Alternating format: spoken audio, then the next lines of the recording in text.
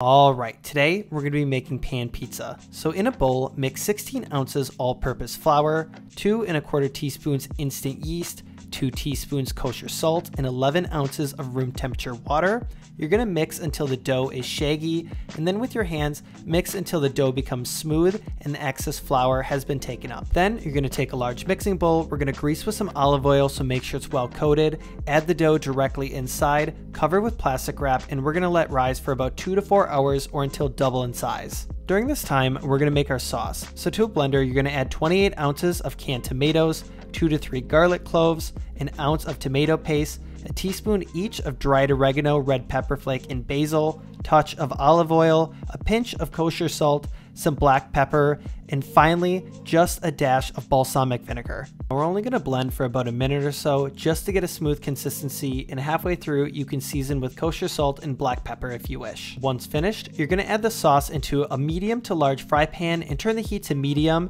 and we're only going to cook for about 5 to 10 minutes just until the sauce becomes thick and makes streaks in the pan. Now to get that great crust on a pan pizza, we're going to want to use a pizza stone, so put this in your oven, turn the heat to the highest it can go, and preheat for an hour. Once your dough is fully risen, and about an hour before you're ready to cook, it's time to turn it out. So get a large wooden surface, make sure it's well floured, and we're going to knead the dough for between 4 to 5 minutes until it's soft, supple, and no longer sticky.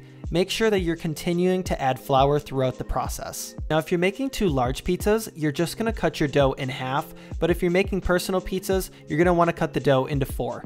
For the personal pan pizza, we're going to add a little bit of olive oil into a small cast iron pan, make sure it's well greased, add in the dough, and push towards the edges. You're going to feel a little bit of resistance since the dough is not relaxed yet, and afterwards, add a little bit of plastic wrap, and you're going to let sit for about 45 minutes to an hour, and then do the same thing with a large cast iron.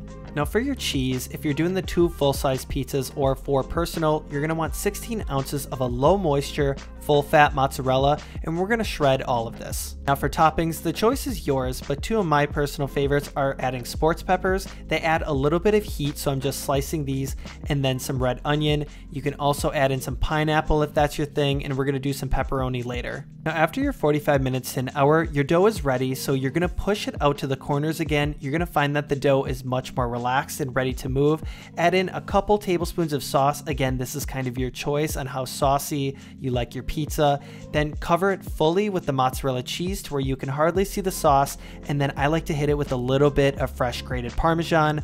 Add on your pepperoni and then your toppings that we discussed earlier. Final step is to go around the edges with a little bit of olive oil, and you're going to put this in the oven and cook for about 10 to 11 minutes or until golden browned on top.